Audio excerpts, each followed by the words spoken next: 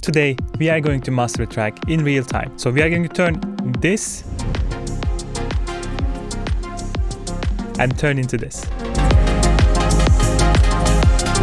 So if you are curious about mastering, hop in. And the track that we are using today is from Baeda. I think that's how you read it. This will be released on Mercurial Tones on this Friday. It's a really cool track. Let's take a look at this break and drop part of the track, so it will give a nice idea about it already. Our solar system and the universe around us. Mainly empty space.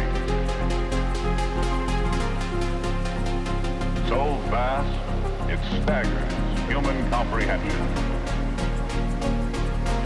Still, man is now conquering this vastness.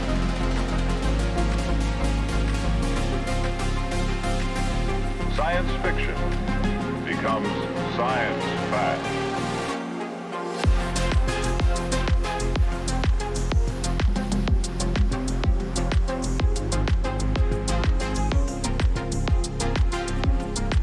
Really cool track, right?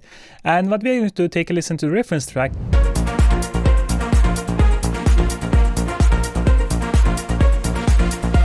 And the master track is a bit faster, but the soundscape is more or less the same. First, updating our tonal balance so that it shows us the overall frequency response of this reference track. What I like to do, actually take a small piece like this,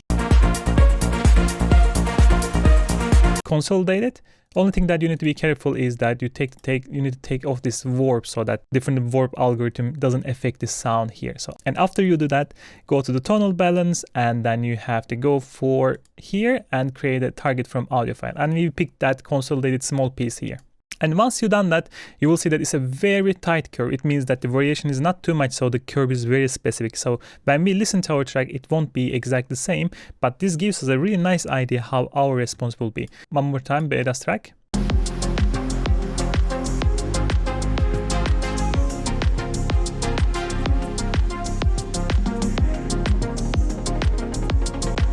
So that's the reason more or less I picked this track, because I can hear that their frequency response is similar. So I don't need to do super EQing at all. So it's a good news for me in this case. But because we feel like now we don't need to do too much correction, which is really good, we can actually think about the colorization a little bit. I do the colorization at the beginning of the chain and during the chain, at the end of the chain, depending on how you feel. The first thing that I often do actually get a tape saturation. In this case, I'm going to actually use satin and get this slight dirty tape sound of it. This is very subtle. I really don't like to do it too much because sometimes it gets a bit too dirty and I don't want to color that much of somebody else's work, right? You don't need to take too much of creative decisions if it is a client's work. But I like to use, there's a modern master tape sound here in the presets. It's quite good actually. And if you do it, and if you're wondering, if it's hard for you to hear what you are doing, you can duplicate this one more time. And you can flip the phase and it will actually tell you what this thing is doing. This one, the flip right, flip left, so the both channels are flipped now. So if I take off satin here, you will hear nothing.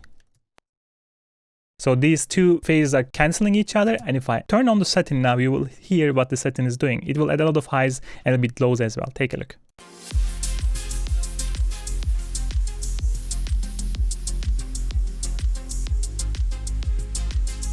I'm going to turn this off and go back our chain again. And you can always test here if you turn off both. You can hear actually we are distorting when we're clipping here.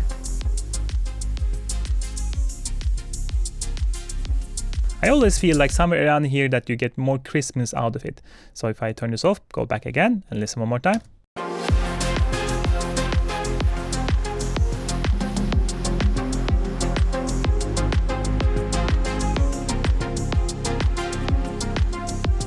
Good. This is the first step.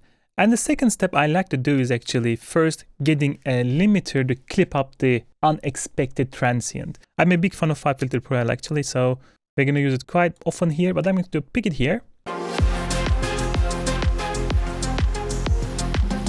5 filter is really good actually showing as well all these spikes, I will say. So what we're going to bring this in.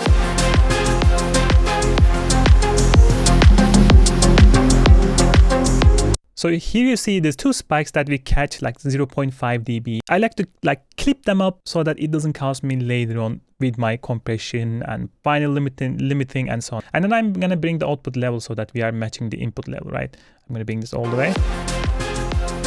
And by the way, here you can actually pick which type of algorithm that you're going to use. For this case, I'm going to use transparent because that clipping, I don't want to have the effect on the sound too much, like this.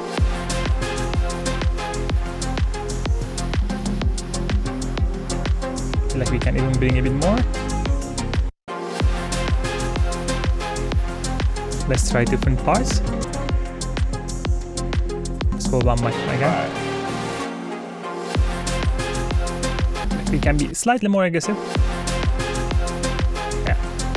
After this part, I like to use a compression to smooth the overall transients before I even use my multiband compression. So let's go with, let me think. Okay, let's this time go for the LA2OA. It will grab the low end first, and then it's similar to the glue compression, and it will react kind of slower than other compressors. So we will have this smooth, kind of a bit pumping feel with this one.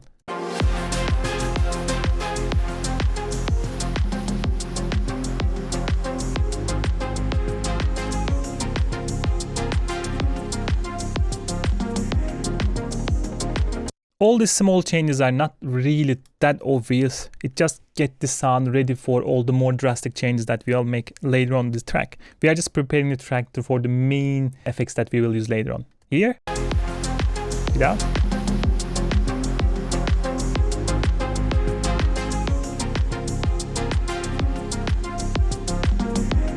The biggest difference, low end is ducked down a little bit. The main reason is this LA2A compressor just grabbing the low end first. But we will boost low end later on. I have a video just about this one. I will edit here. So you should really watch that video to understand this really secret trick. And after this point, I will use my first real compression.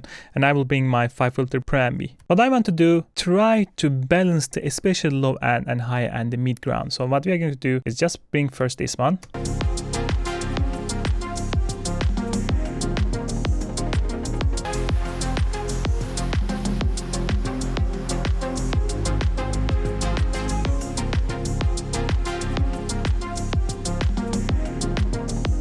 Overall peaks are almost the same. The hit of the sub is smoother. It's not like boom, it's like boom. Like the smoother transition from the lowest to the highest point. I'm gonna do the same thing here and here, just to prepare.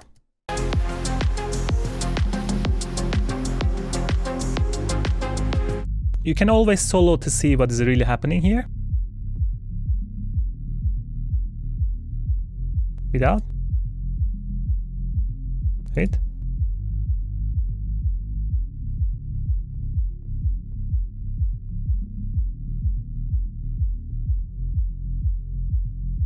Okay, let's release an attack, make it smoother.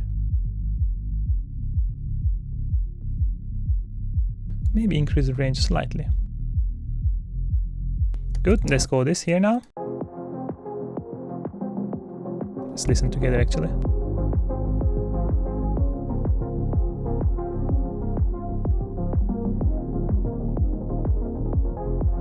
I may prefer a bit faster here. Together.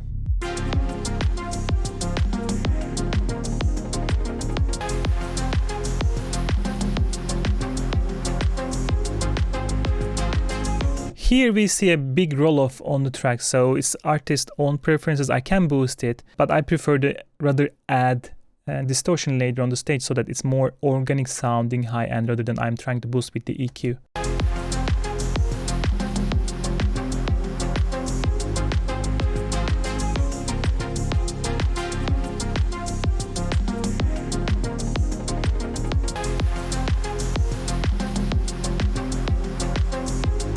Because I'm listening more and more, actually I realized a couple of things. I'm gonna go to Corrective EQ one more time. That kick hit around 300 Hz, maybe 400 Hz, somewhere around there. I hear a bit too much pump sound, so I'm gonna take it off a little bit with the Corrective EQ.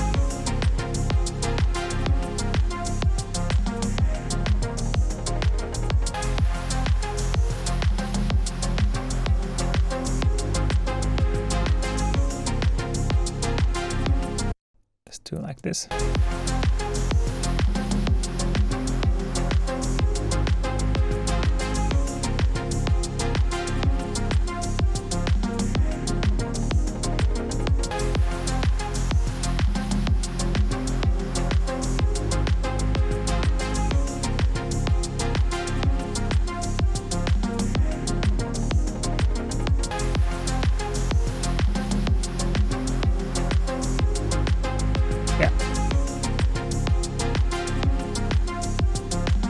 just take off this pip, pip, pip sound. It's a bit annoying. Again, these are not drastic changes. I'm not really trying to really fix the track. I'm just making this small adjustment so the end result is, let's say, 20% better, right? Another thing, you should always A/B. You did something, is it making sound better or worse? It's the only way to understand is just turn it off, turn it on, turn it off, turn it on. See if you are hearing difference or if you're just making things up in your mind. And at this stage, I kind of preliminarily prepare the track for some extra stuff. And I like to use actually Ozone.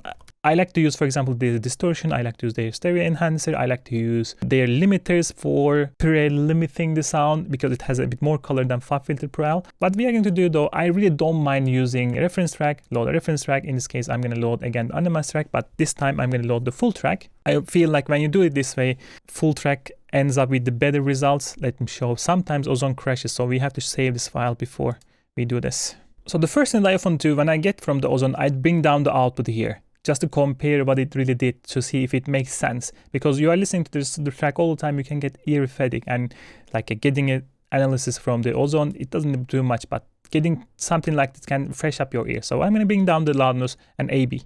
Without.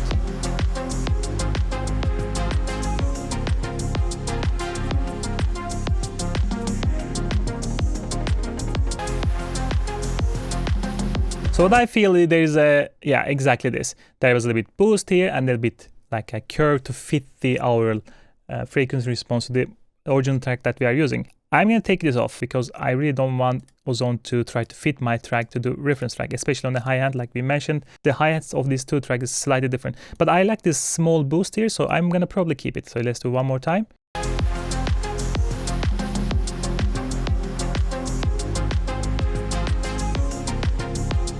Yeah, let's see what it's doing here. Okay, this is another super example, actually, things that you should maybe consider before you're doing it. It's trying to balance the synth sound to make it less louder here with the dynamic EQ. Take a look. So I'm going to take this off. I don't think that is needed. I want that synth sound to be in the front, like the original sound.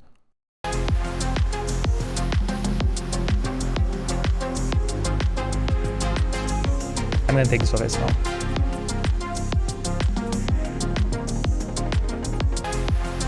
This is kind of extension that what we did, try to get that low end a bit nicely. I think it's still too much here. I'm going to bring this down a bit.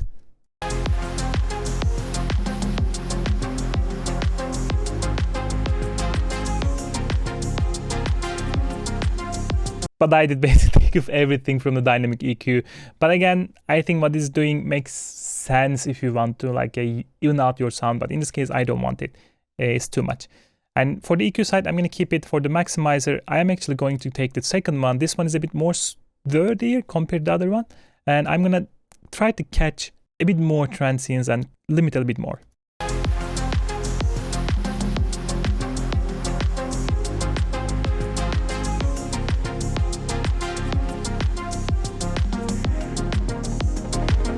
At this stage, you can push up the sound a little bit. Again, I will have more things here, so I still need headroom for my final limiter staging. So I'm going to bring this up more or less around -4 maybe -5 to make it sure. Let's try one more time. Man is now conquering this vastness.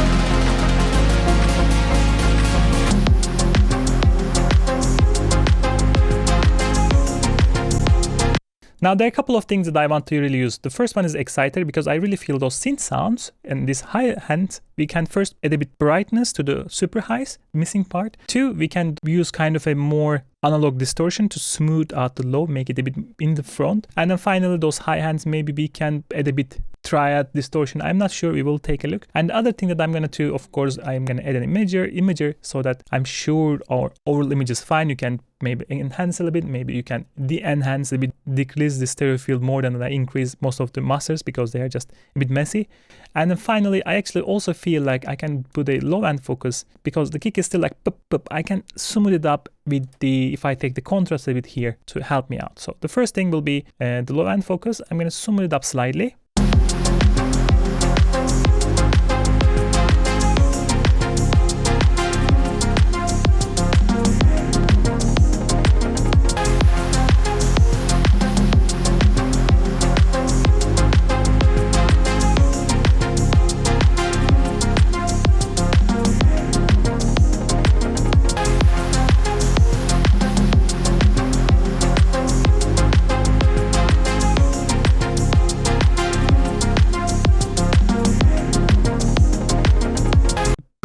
that low end, make it smoother, make it a bit more pumping. For the exciter part, what I like to do, I create 4 bands. The first band goes all the way because it's a bit cleaner sound. I'm not going to do anything on the low end. I'm going to keep it until maybe 500, 600, turn it off. And then I'm going to have a huge analog part here. We're going to go for analog distortion. And here it's a rich head solid, so we should be a bit careful. We can actually switch them up, maybe analog to here to try a bit more distorted sound and analog here in this algorithm.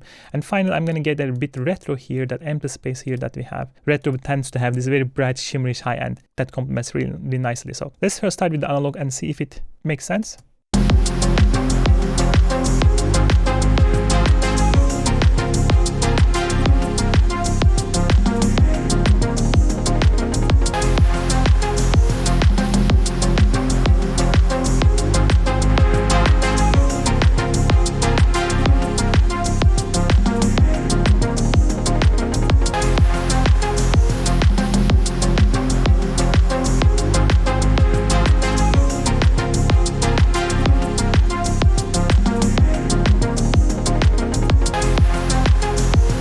I think it makes more sense to use actual triad here more than analog, but I'm going to push it a bit more so that I don't do too much on the low end.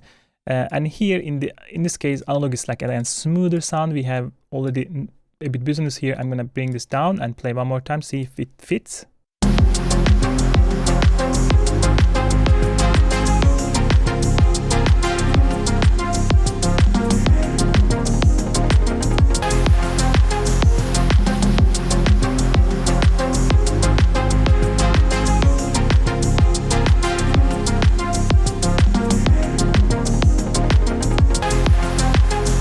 Again, we should always A/B.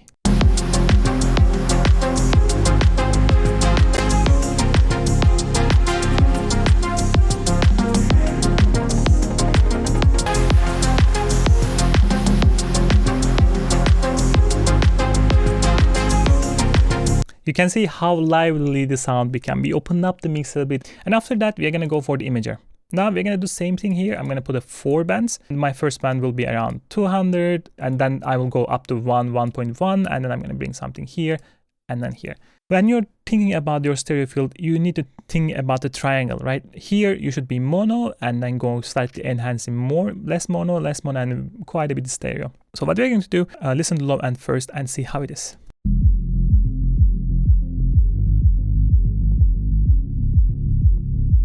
Because of that synth coming in, bleeding in, we are actually having this a bit stereo feel here. I'm gonna bring this down. Better. And then I'm gonna go to second.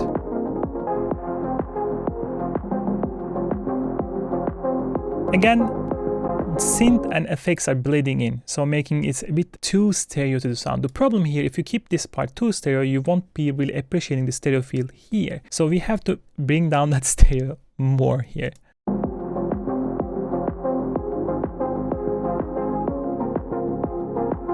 Now we don't need to be as aggressive as the other one here, but tighten up a little bit here, right? So that we can appreciate the stereo feel here more.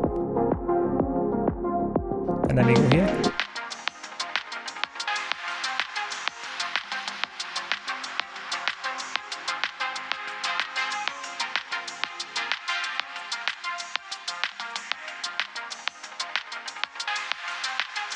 And finally here. Now we can go a bit here. You see sometimes fast drop down here, not really matter too much. Because we are mainly above 100, above the 0, so it should be fine. And without. Again, A/B, always A/B.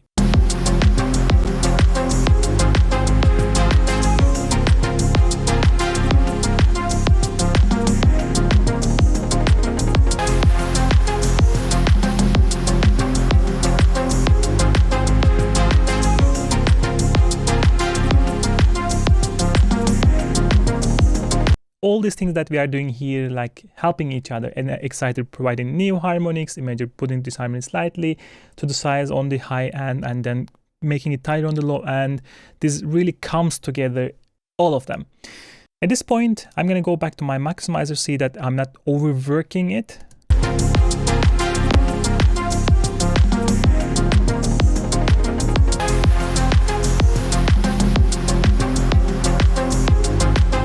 We should be often actually checking this one a bit more often to see if we are deviating too much in some parts or not.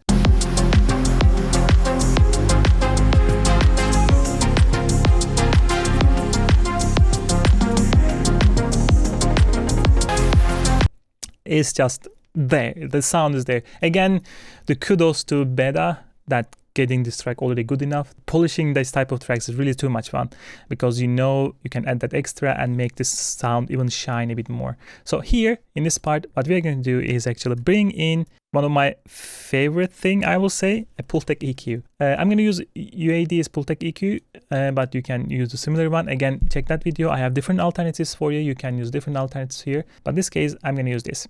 So what I like to do, actually I should put it into here, not in master. We're going to boost the low end and attenuate at the same time or cut at the same time. Because of the change in the curves, it will create this separation in between them.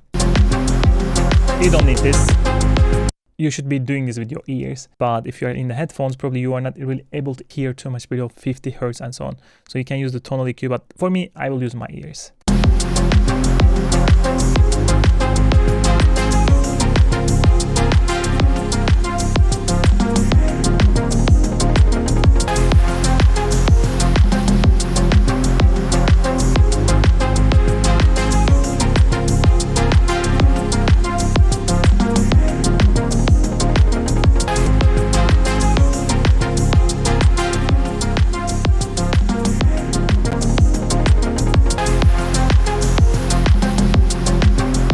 Then we're using the first LA2A compressor in the beginning, and I told you now we are cutting off low end, but don't worry, we will boost it later on. I meant this one. So when you get to U8, I slightly boost a little bit because that compression, the smoothness compensated here back to the overall loudness level on the low end. The other thing that you can do here, you can also have the separation in high end. See if we can play a bit with the high end and see we can fit a bit better, but again, I'm not going to exaggerate it here.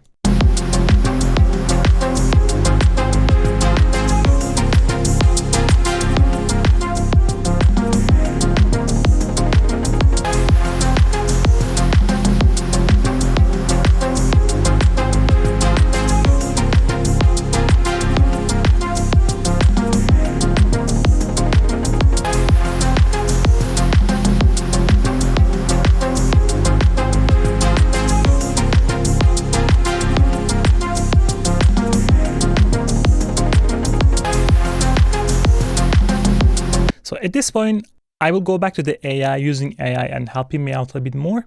And the two things that I like to do first, using a Soothe.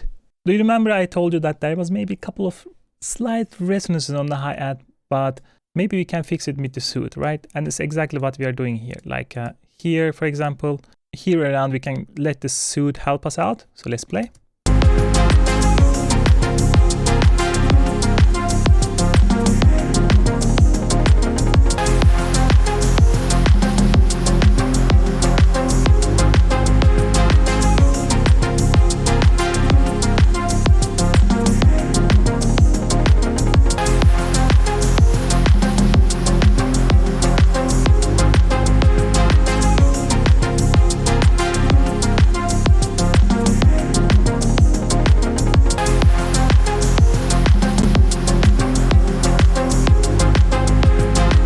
And the one final thing I'm going to do is actually Gulfoss as well. Again, two AIs at the end of that final touch, if something, those small, tiny changes that they can make in real time, kind of AI EQs are good for that. So what I'm going to do, first take a look.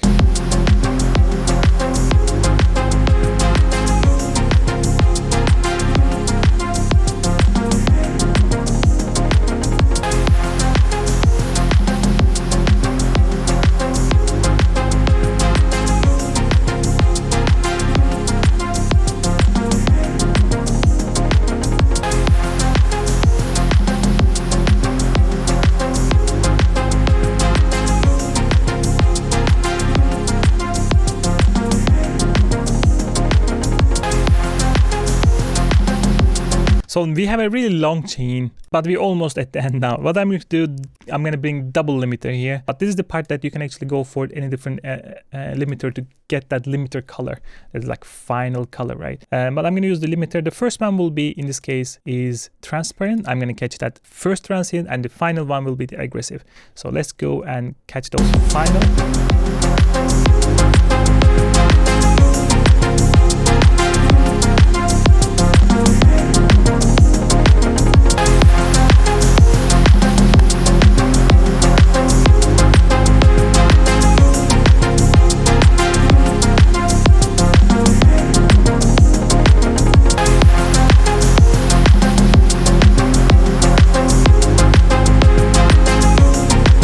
Now, our short-term loops are already like -8.1, -0.2. This is already good enough. So this is actually loud enough just to release already. But I will go to this extra couple of dBs here. And one thing that you can also do, actually go here and to take a look to the reference track and see how loud that was actually, right? This is very typical. You will find most of the melodic techno tracks actually ranging between -7.5 to 8.3 in the short term, and the integrate is around 8, a little bit less, a little bit more. Doesn't really matter. It depends on the track. So that's the reason I'm gonna go this extra 0.3 dBs to get that really big label sound, right? And then we're gonna go back here, the last one. I'm gonna duplicate this. And I'm going to go for the aggressive. Actually, I also realized because we are not cutting too much, I don't need to use the transparent here. I can go for aggressive already. So aggressive means that it will try to cut less from the low end to get this really bass heavy sound, keep the bass heavy sound. Let's try it first.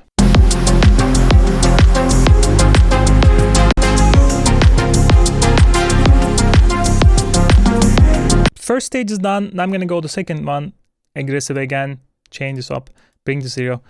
And now I'm going to just try to find a sweet spot that I want this track to be loud, strong, and in the meantime, not really distorted that much. And I want to keep that low and as well.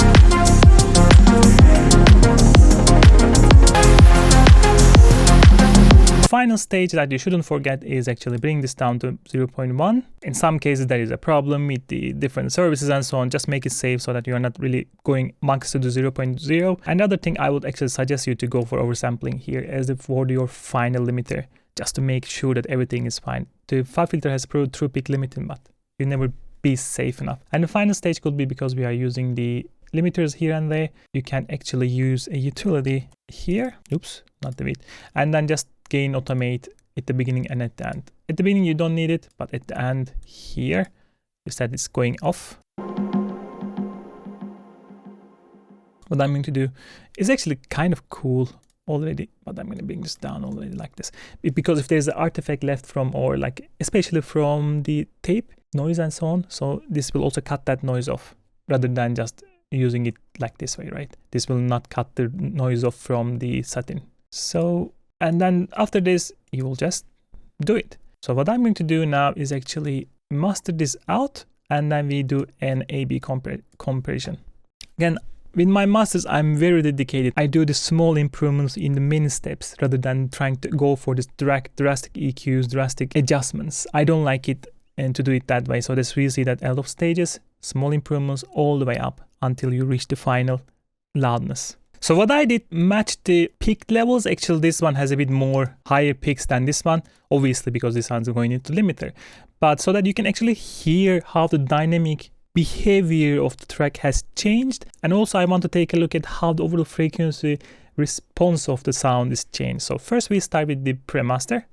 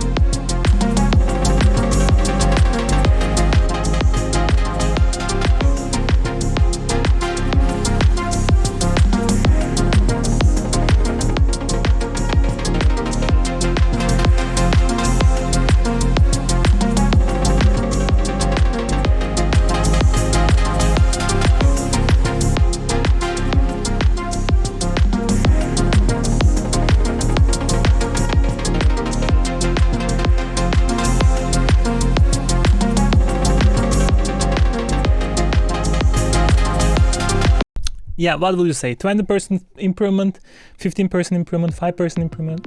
I always feel like if you get a good track, the improvement that you can really make is max 20%, I will say. But other than that, I will share my chain on the links below so that you can download it. I mean, there are a lot of different plugins, so if you don't have them, you have to replace them, but at least you have the order so that you can remember how I was thinking before I was mastering this track. Again, the decision making is the mastering itself. So you have to think, okay, what do I need, right? Do I need distortion? Do I need to compress a bit? Do I have something that I have to correct? Do I have a frequency that I can add a bit color to make it a bit more interesting, and so on? Always the decision making beats anything else, any plugins, anything else there. But other than that, I hope you enjoyed the video. I hope you learned something, and I will catch you in the next one. Goodbye.